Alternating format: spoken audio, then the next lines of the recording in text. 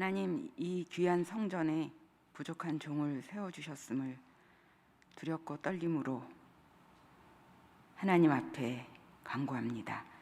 하나님, 오늘 하나님의 말씀이 온전히 전해질 수 있는 은혜를 주시고, 하나님, 그래서 또 저희들이 말씀 속에서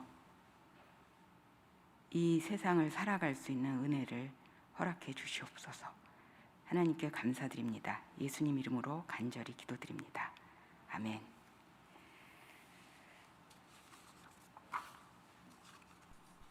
오늘 하나님께서 우리에게 주시는 말씀은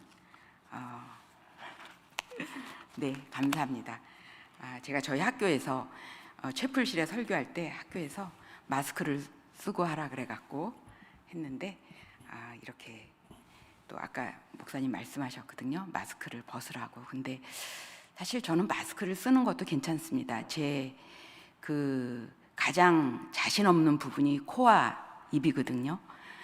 그래서 쓰는 것도 괜찮았는데 또 이렇게 벗어서 또 이것도 참 좋은 것 같습니다.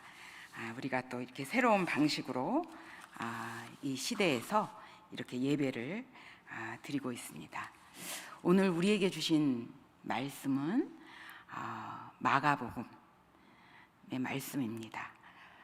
참 우리에게 이 익숙한 말씀이죠. 예수님께서 세 명의 제자들 베드로와 야고보, 요한을 데리고 높은 산에 올라가셨을 때 일어난 사건입니다. 소위 변화산 또 변모산, 이런 사건으로 불리우고 있습니다. 이 사건이 참 중요하다고 생각되는 것은 공간복음서의 기자인 마태, 마가, 누가, 이 세 사람이 이 사건을 다 기록하고 있기 때문입니다. 이 사건의 내용이 무엇일까 이렇게 보면은 그 열쇠는 오늘 본문 말씀 바로 앞에 있는 마가복음 9장 1절에 있습니다. 1절에 보면은 내가 진정으로 너희에게 말한다. 여기에 서 있는 사람들 가운데는 죽기 전에 하나님의 나라가 권능을 떨치며 와 있는 것을 볼 사람도 있다라고 기록되어 있습니다. 이 말씀을 하신 후에 마태복음과 마가복음은 엿새 후에, 그리고 누가복음은 8일쯤 되어서 이 높은 산에 세 명의 제자들과 함께 올라가셨다고 기록되어 있습니다. 따라서 오늘의 이 본문 말씀을 우리가 묵상할 때 바로 하나님 나라가 권능으로 임하는 장면이라기보다는 사건이라는 게 역동성이 있잖아요. 라고 해석할 수 있습니다. 인터넷을 통해서 기도원을 이렇게 검색해 보면은 그 기도원의 이름 중에서 변화산 기도원 이름이라는 그런 이름들이 많이 있습니다. 아마 변화산에서처럼 이 기도원에 와서 기도하는 사람들이 하나님 나라가 권능으로 임하는 것을 체험하기를 소망하는 마음에서 그런 이름을 지은 것이 아닌가, 그런 생각이 이렇게 듭니다. 그렇다면 이 본문 말씀을 통해서 그 하나님 나라가 권능으로 임하는 그 사건이 어떻게 묘사되고 있는지를 저희들이 볼 수가 있습니다. 이 본문 말씀, 이 마가복음 9장 2절부터 9절에서 펼쳐지는 이 본문 말씀만이 권능으로 임한 하나님 나라다, 이렇게 말할 수는 없습니다. 성경 곳곳에 하나님 나라가 권능으로 임하는 것을 저희들이 볼 수 있기 때문입니다. 그런데 오늘 본문 말씀에서 보면은 2절, 3절에 보면은 제자들이 보는 앞에서 예수님의 모습이 변하셨다는 겁니다. 그래서 2절, 3절은 그런데 그들이 보는 앞에서 그의 모습이 변하였다. 그 옷은 세상의 어떤 빨래꾼이라도 그렇게 희게 할 수 없을 만큼 새하얗게 빛났다고 묘사하고 있습니다. 저는 이 본문 말씀을 읽으면서 세탁기를 파는 대기업의 광고주들이 크리스찬이라면은 이 본문 말씀을 사용하면은 대박이겠구나. 그렇죠? 이거보다 더 깨끗하다는 거, 빛나게 그 옷이 변했다는 것을 표현할 수 있는 귀절을 저는 어디서도 찾아보지 못한 것 같습니다. 예수님의 몸이 변했다는 것, 빛나게 신령으로 변했다는 그런 묘사를 저는 여기서 볼 수 있습니다. 저는 이제 신학교에서 강의를 하는데 교회사를 가르치고 있습니다. 그래서 동방교회에 대한 과목을 가르칠 기회가 있었습니다. 동방교회는 정교회, 어떤 교회냐면은 우리 그 오순절 다락방에서 시작된 교회가 이렇게 크게 서방교회와 동방교회로 11세기에 나눠지게 됩니다. 그 성령이 어떻게 나오느냐 그 문제로, 그래서 서방의 가톨릭교회, 동방의 정교회, 이렇게 크게 두 갈래로 나뉘어지는 그 정교회를 얘기하고 있습니다. 그런데 그 정교회를 신학을 가르치면서 깜짝 놀랐습니다. 저는 우리 개신교회 서의 그 학교에서 신학을 가르치기 때문에 저에게 생소했는데, 이 변화산의 사건이 이 정교회에 있어서는 굉장히 큰 사건이었습니다. 굉장한 축일이었습니다. 왜냐하면은 이분들이 갖고 있는 신학의 근간은 신비신학입니다. 그래서 예수님의 몸이 신령한 모습으로 변한 것처럼 오늘 하나님의 나라의 그 권능을 우리가 체험하게 되면은 우리의 몸이 변한다는 그 신학을 근간으로 갖고 있었습니다. 우리 개신교는 우리가 하나님의 은혜로 믿음으로 말미암아 구원을 얻는다는 그 칭의의 신학의 그것만큼이나 이 정교회는 이 변모산의 사건이 굉장히 중요한 그런 사건으로 있는 것을 이렇게 볼 수가 있었습니다. 그런데 그 다음에 보면은 4절에 보면은 그리고 엘리야가 모세와 함께 그들에게 나타나더니 예수와 말을 주고받았다고 기술하고 있습니다.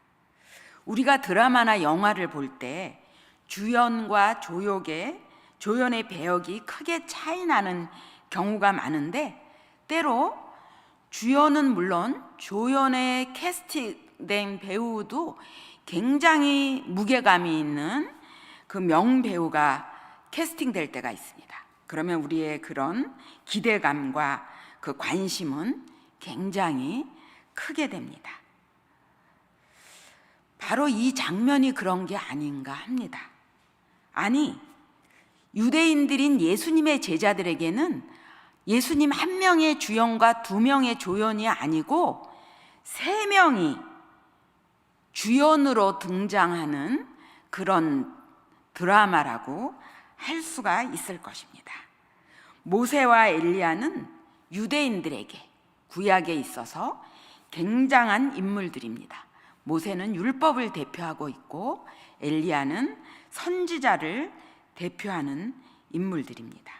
모세와 엘리야가 예수님과 함께 대화를 나누는 이 장면이야말로 예수님의 정통성을 거부하는 유대교의 지도자들에게 있어서 예수님을 그 정통성을 내세울 수 있는 굉장한 장면이라고 할 수 있습니다. 베드로조차도 3명의 주연이라고 생각한 것 같습니다. 그래서 구약의 대표 인물인 모세와 엘리야를 예수님과 동일한 반열에 올려놓고 3개의 초막을 짓자고 얘기하고 있습니다. 사실 베드로가 막 머리를 꼼꼼하게 생각한 것 같지 않습니다. 왜냐하면 6절에 보면은 무슨 말을 해야 될지 몰랐다고 하고 있고 제자들이 겁에 질렸다고 하고 있습니다. 우리가 굉장히 놀라운 장면을 볼 때, 우리 놀라운 장면을 우리 인생 중에서 경험한 적이 있잖아요. 그럴 때 우리가 느끼는 것은 뭐였죠? 기쁨 이런 거 아니잖아요. 뭐냐면은 두려움이잖아요. 경외로움. 그 우리의 경험도 있었을 거라고 생각합니다. 제자들도 바로 그런 상황에서 베드로가 이런 고백을 한 거였습니다. 이렇게 두려움에 있는데 7절에 보면은 더 나아가서 구름이 이 세 사람을, 그래도 이 두려울 때 장면이 보이면 덜 두려운데 구름으로 가리우고 댕그랑이 이 세 명의 제자들이 남는 그런 게 7절입니다. 거기에 또 음성이 들립니다. 이는 내 사랑하는 아들이다. 너희는 그의 말을 들어라. 이렇게 기술되고 있습니다. 두려움에 떠는 정도가 아니고 아마 얼어붙었을 것 같습니다. 그 소리의 그 장엄함도 우리가 상상할 수 없었을 것 같습니다. 아마 이 모든 생각이 멈추는 그런 경험을 했을 것입니다. 그런데 8절을 보면은 모든 것이 다 사라지고 예수만 그들과 함께 계셨습니다. 이때 제자들은 어떤 모습이었을까요? 성경은 뭐 그런 것을 자세하게 기록하고 있지 않지만 저는 이랬을 것 같습니다. 우리 진짜 본 거마저 제자들, 친구 제자, 동료 제자들에게 그렇게 얘기했을 것 같습니다. 예수님의 몸과 얼굴이 변한 거 맞아? 분명히 모세와 엘리야가 예수님과 담소를 나누었지? 이런 것들을 확인했을 것입니다. 그래서 만약에 저 혼자 경험했다면은 내가 잘못 본 것일까? 내가 무슨 환영을 받을까? 이런 생각도 했었을 것 같습니다. 얼마 후인지는 모르지만 예수님과 함께 제자들은 산을 내려왔습니다. 어떠한 모습으로 제자들이 산을 내려왔을지 모르지만 성격 급하고 행동파인 베드로는 분명히 그대로 내려오지 않았을 것 같습니다. 그리고 이 세 명의 제자들은 분명 밑에 있는 남겨진 제자들에게 그들이 경험했던 것을 얘기하고 싶었을 거라고 생각합니다. 이 두려움과 정말 지금 이 느낌이 사라지기 전에 얘기하고 싶었을 것입니다. 그런데 9절에 보면은 예수님께서 이렇게 얘기합니다. 인자가 죽은 사람들 가운데서 살아날 때까지는 본 것을 아무에게도 얘기하지 말라고 얘기하고 있습니다. 죽은 사람들 가운데서 살아날 때까지 얘기하지 말라는 이 명령을 제자들은 이해했을 것 같지 않습니다. 왜 이런 명령을 내리셨을까요? 왜 예수님은 이 영광스러운 그를 부인하고 그를 하찮게 여기고 공격하는 유대의 그 지도자들 앞에서 그의 정통성을 세울 수 있는 그런 사건인데, 그에게 영광을 주는 사건인데 왜 이것을 감추려고 했을까요? 생각해 보았습니다. 사람들이 믿지 않을 거니까 정신 나간 것들, 이제는 해도 별일을 다 하고 있어, 그런 것 때문이었을까요? 그런 것 같지 않습니다. 왜? 그런 것 같았으면 끝까지 말을 하지 말라 그랬을 텐데 예수님이 죽은 자들 가운데 살아나신 후에 얘기하라고 하는 것을 보면 그것은 아닌 것 같습니다. 믿지 않는 것보다 더 문제가 되는 것은 뭐냐면 잘못 믿는 것이라고 할 수 있기 때문입니다. 잘못 이해한, 그래서 전혀 황당한 것을 믿을 수 있기 때문입니다. 바로 예수님은 이것을 경계한 것이 아닌가, 이런 생각이 듭니다. 제자들이 목도한 예수님의 그 영광을 예수님은 경계하신 것입니다. 왜? 예수님의 그 영광은 예수님의 말씀 속에서 보면은 죽은 자 가운데 살아난 다음에 얘기하라고 하시는 것을 보면은 예수님의 그 십자가에서의 죽음을 목도하지 않고는 이해할 수 없는 영광이었기 때문입니다. 분명 새 제자들은 예수님의 용모가 변화하는 것을 목격했습니다. 그리고 그 경외심으로 그 구약의 대표적인 두 인물과 대화하는 것들을 목도했습니다. 예수님의 영광의 장면, 아마 제자들이 예수님과 함께 동행하면서 가장 영광스러운 장면이 아니었을까요? 그것을 목도했습니다. 그런데 예수님은 그것을 아직은 얘기하지 말라고 얘기하지 않습니까?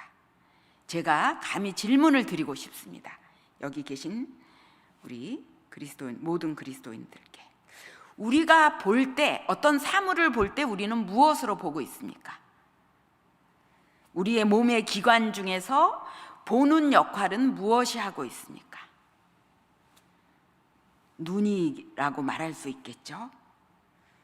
아니면 다른 기관을 통해서입니까? 단지 눈으로 본다면 모든 사물은 모든 사람에게 동일하게 보여져야 할 것입니다. 그런데 똑같지 않습니다. 굳이 영적인 영역을 얘기하지 않더라도 우리의 관심과 취향 그리고 지식의 정도에 따라서 동일한 사물을 우리는 똑같이 보지 않습니다. 이것은 뭐냐면은 우리가 볼 때 단지 우리는 눈으로 보는 것이 아니고 우리의 마음을 갖고 보는 것입니다.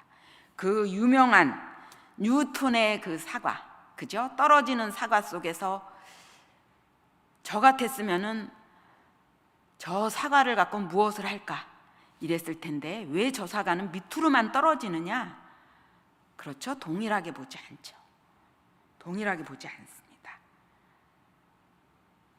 제자들이 목도한 예수님의 영광은 하나님께서 예수님을 죄와 사망에서 우리를 구원하기 위해서 이 세상에 보내셨다는 것을 경험하고 믿지 않으면 볼 수 없는 영광이었기에 경계하신 것이었습니다. 성경을 통해 알 수 있듯이 당시의 사람들은 물론 제자들도 예수님을 제대로 이해하고 있지 않았습니다. 예수님을 이 세상에서 영광을 얻을 분으로 이해하고 계셨습니다. 우리가 이후에 일어나는 그 사건, 예수님이 예루살렘에 입성할 때 백성들이 예수님을 환호하면서, 그렇죠? 종려가지를 흔들면서 그의 입성을 환영할 때 우리가 보는 모습은 무엇입니까? 십자가에 달리러 오시는, 우리의 죄를 구원하러 오시는 예수님을 환영하지 않고 있었습니다. 그들에게 있어서는 정치적인 문제, 사회적인 문제, 민생의 문제를 해결할 그런 힘을 갖고 있는 구원자, 그 메시아를 그들이 기다리고 있는 것을 볼 수 있습니다. 예수님을 3년의 공생애 동안 바로 옆에서 따라다닌 제자들 역시 예수님을 그런 예수님으로 이해한 것을 볼 수 있습니다. 왜냐? 예수님이 십자가를 지러 간다고 하는데, 그런데 그때 야고보와 요한이 뭐라 그러죠? 주의 나라가 임할 때 좌우에 앉게 해달라고, 좌의정과 영의정이 되게 해달라고, 가장 높은 자리에 앉게 해달라고 이렇게 얘기하는 것과, 또 이 얘기를 들은 제자들이 화를 내는 것, 화를 내는 것은 뭐냐면은 저것들이 예수님 옆에 가장 좋은 자리에 앉겠다는 거야. 이것 때문이죠. 화를 안 낸다면은 뭐냐면은 참 한심한 소리를 하네, 쟤네들이 이러면은 화를 내지 않잖아요. 예수님의 그것을 이해 못했구나, 화도 안 나오거든요.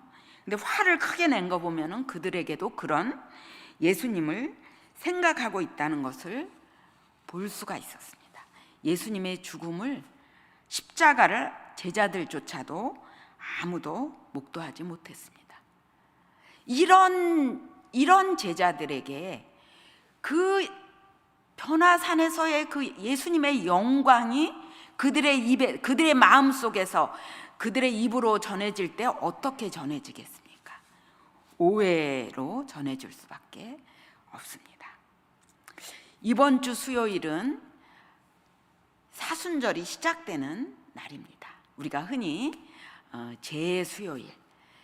그래서 개신교에서 그렇게 하는 교회를 많이 보지 못했지만 이렇게 외국에서 이렇게 이때 보면은 뭐 카톨릭이나 정교회나 뭐 이런 것뿐만 아니고 개신교에서도 이렇게 여기 이마에다가 이렇게 재로 그 십자가를 긋고 정말 그 순간 보면은 낄낄거리면서 다니는 사람을 본 적이 없었어요. 아, 이게 문화화된 그리스도의 명절은 절대 아니었구나. 그것을 느낄 수 있는 아주 진지한 표정으로 그러면서 이렇게 다니면서 사순절이 시작되게 됩니다. 우리도 수요일부터 이제 사순절이 이렇게 시작되면서 주님의 십자가에 깊이 묵상하면서 우리가 부활의 그 날을 가게 됩니다. 저는 이 사순절이 봄의 계절과 함께 시작되는 것이 참 의미가 있게 느껴지게 됩니다. 왜냐하면은 봄은 점점 해가 길어지지 않습니까? 우리가 빛의 세계에 더 많은 시간을 우리가 점점 머물게 되는 이 시즌에 바로 사순절이라는 그 절기가 있습니다. 우리가 그 어둠에서 빛의 그 시간에 우리가 이렇게 길게 살아가는 것이 이 사순절이기 때문입니다. 하나님께서 예수님을 통해서 죄와 사망에서 우리를 건져내시고 그 빛의 자녀로서 우리를 살게 하시는 그런 시즌이 이제 우리에게 다가오고 있습니다. 그런데 그것에 이른다면 우리는 이 십자가에 깊이 들어가야 되는 것이 아닌가 합니다. 그렇다면은 하나님 나라를 여기서 목도하는 것, 그것은 무엇일까?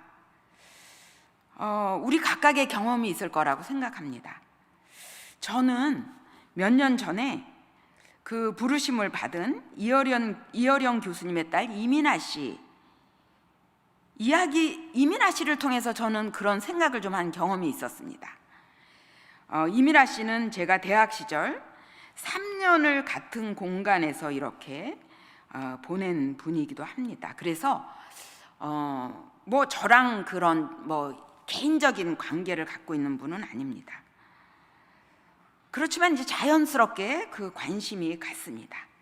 놀라운 변신으로 이렇게 다가왔기 때문이죠. 그의 대중 매체를 통해서 그의 간증을 들을 기회가 많았고, 또 그가 쓴 책을 통해서 그의 신앙인으로서의 그런 것들을 이렇게 알 수 있었습니다. 물론 가까이서 만나고 대화하고 이런 적은 전혀 없었습니다. 그래서 더 그 가까이에서 있었던 사람만큼 저는 알 수 없지만 단지 그녀의 그 사역과 간증을 보면서 그가 시시각각에 다가오는 그 죽음 앞에서 그 두려움을 갖고 있지 않다는 것으로 저는 이렇게 느껴졌습니다. 그래서 제 대학 친구에게, 이민아 씨를 함께 아는 친구에게 이런 얘기를 했습니다. 이민아 씨는 하나님 나라를 살짝 본 것 같아. 그래서 그녀에게 더 이상 삶과 죽음의 경계선은 없는 것 같아. 이런 이야기를 제가 말했던 적이 있었습니다. 그런데 2020년인가 이어령 씨가 기독교 TV인가 대중매체와의 인터뷰에서 이런 얘기를 했습니다.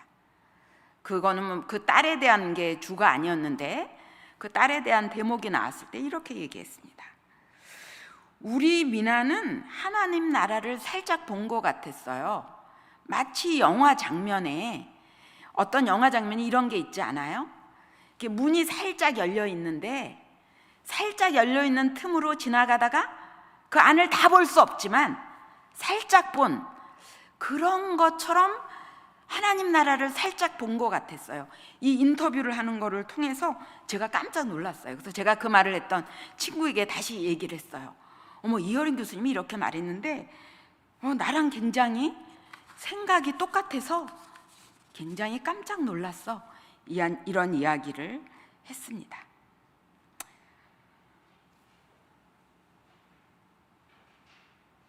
우리를 십자가에서 우리의 죄를 구속해 주신 그 주님을 만났을 때 주님은 우리의 조건도 아니고 부분도 아니고 정말 전부이시기 때문에 전적으로 살면서 살아가는, 그래서 온전히 다 자신을 내놓을 수 있었던 그런 삶을 경험한다면 그것이 이 땅에서 하나님 나라를 경험하는 것이 아닌가, 그 경험을 제가 이렇게 했습니다.